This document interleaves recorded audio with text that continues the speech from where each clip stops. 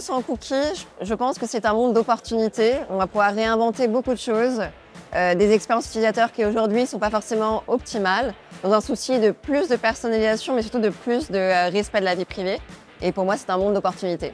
Aujourd'hui, l'enjeu, c'est de comment, dans le respect de ce cookie-less, continuer à communiquer de façon pertinente et puis finalement respecter son audience dans ce monde de demain sans les cookies tiers. Cookieless, on y va à marche forcée. Ça amène du coup un champ des possibles beaucoup plus vaste en termes d'exploitation de données first party, avec un gros plan sur la fidélité.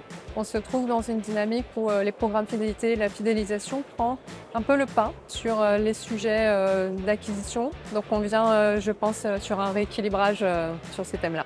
Alors nous, on voit ça comme une opportunité, et c'est déjà plutôt le cas en Europe. C'est-à-dire qu'aux US, effectivement, c'est moins vrai, mais en Europe, il y a quand même beaucoup de sites qui ne posent plus de cookies, qui récupèrent de la donnée utilisateur de manière un peu plus officielle, et c'est pas plus mal en fait. Ça a été un sujet qui a beaucoup animé les dernières années. Bon, on sent que finalement, les plateformes sont un peu revenues dessus. Ça nécessite de s'adapter, notamment sur la mesure, où je vois vraiment des impacts quand même très forts avec notamment Google Analytics 4. Voilà, une nécessité de redéfinir un petit peu les systèmes de mesure pour arriver à plus de précision dans le pilotage des campagnes digitales, ce qui était une des grandes forces quand même de ce levier. Vivons sans les cookies et puis essayons de découvrir ce qui se passe, mais je pense que ce monde n'arrivera pas.